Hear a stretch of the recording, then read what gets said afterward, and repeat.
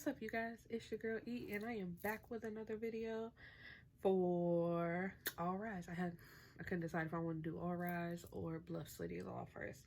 And this is episode 5, Devotees in the Courthouse of Love. This isn't going to be a long review. There wasn't really much to the episode, but it was a cute little episode. So we're starting off with the lobby of the courthouse is just filled with couples. It is wedding day at the courthouse, so that's when like everybody can be married, but now it's same-sex couples, including straight couples that can be married. And Judge CSI is supposed to be the person doing that, like officiating all of the weddings, but she's nowhere to be found. So we're starting with Emily. Emily is defending a nun who has colored hair and kind of a checkered past, and she is accused of, wow, I'm looking at my notes and I wrote down excused instead of accused, and I'm just like kicking myself. It's a pet peeve of my own. Sorry. She's accused of stealing $100,000. So as Emily is making her opening statement, a man burst into the courtroom like, no. So everybody's turned like, no what? And he says that his fiance is in the lobby. She went into labor, her water broke. But he said that can't happen. Like, the baby can't come until they're married. And so Judge Carmichael, like, she grinning, so she gets up to leave. And of course, she, like, the lady is out there yelling, like, she's just like, I can't do it. My family would be so mad at me, whatever, if the baby came and they weren't married yet. So she quickly does that. They go off. And who is it? So that's Emily's case. And Mark's case is he is prosecuting a woman accused of dining and dashing her dates. So she, excuse me for a second. She's accused of meeting men on a dating site, and then she invites them out to dinner. She tells them they can order whatever they want, and then she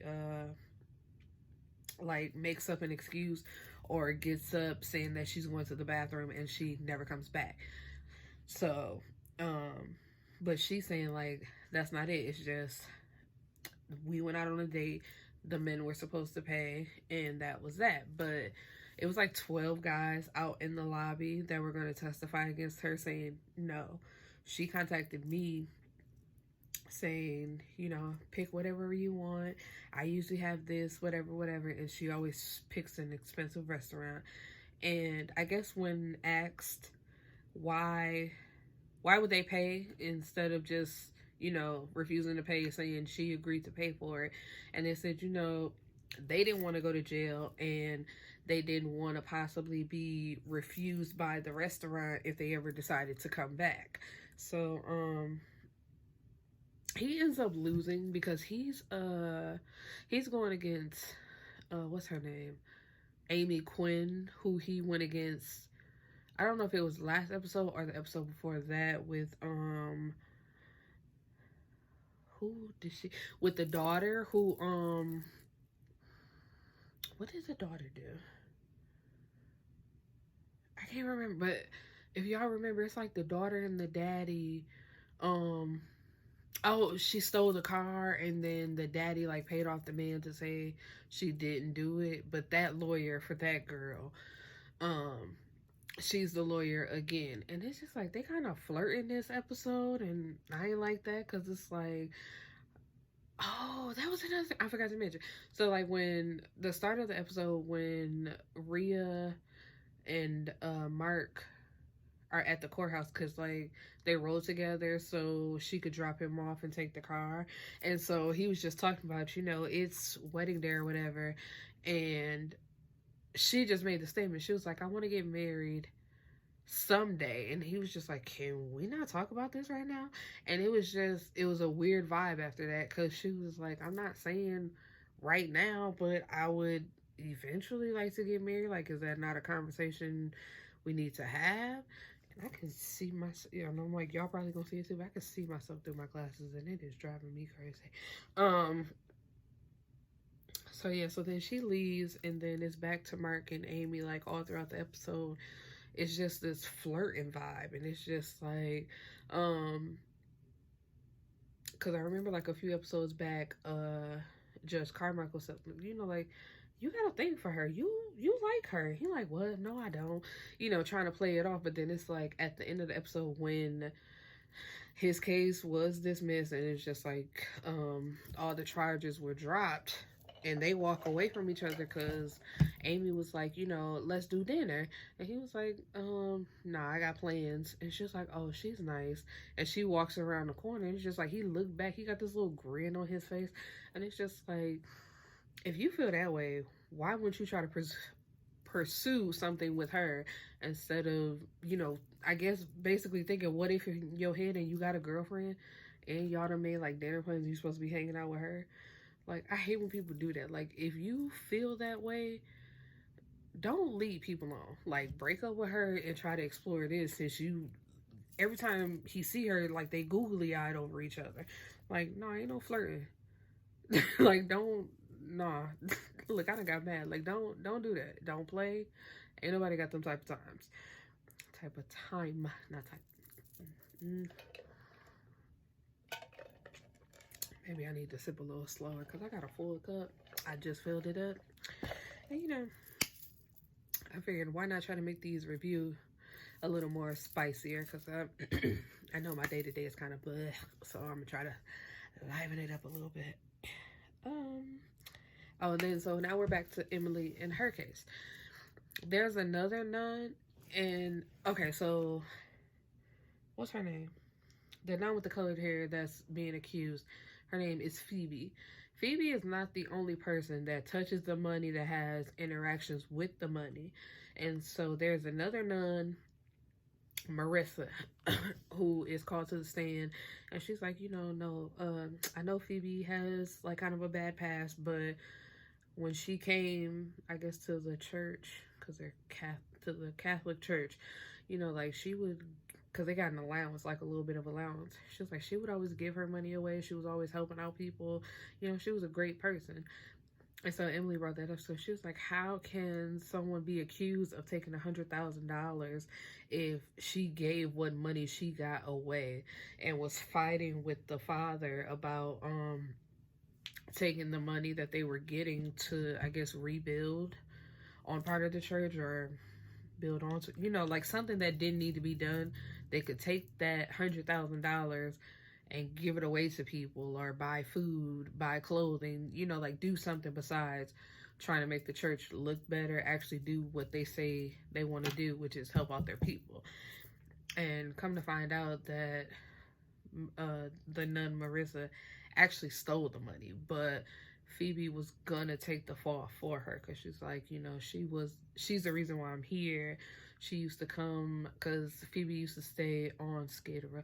Down on Skid Row. Oh, that's my movie. I kind of want to watch it now. We hear this? Better ourselves, Mr. on Skid Row. There ain't no such thing. I'm sorry. I love that movie. So yeah, she used to stay on Skid Row, and I'm sorry, that movie is in my head now. There was a peculiar plant. I do. R-G-D. Okay, sorry. So yeah, Sister Marissa came down there. She was passing out water and sandwiches, and she said she followed her to the church, and she never looked back. So she was, and I guess while she was there, she was also caught like trying to steal out of Sister Marissa's purse, and like she didn't tell on her, she didn't say anything, so she felt like it was her responsibility to like take the fall for her. But in the end, Sister Marissa had the money just sitting in the trunk of her car, and they got it back. And Phoebe was still found guilty, but she wouldn't serve any judge time, any jail time, and she would just have to do 100 community service hours with the father. But I wouldn't have did that though, because it's just like,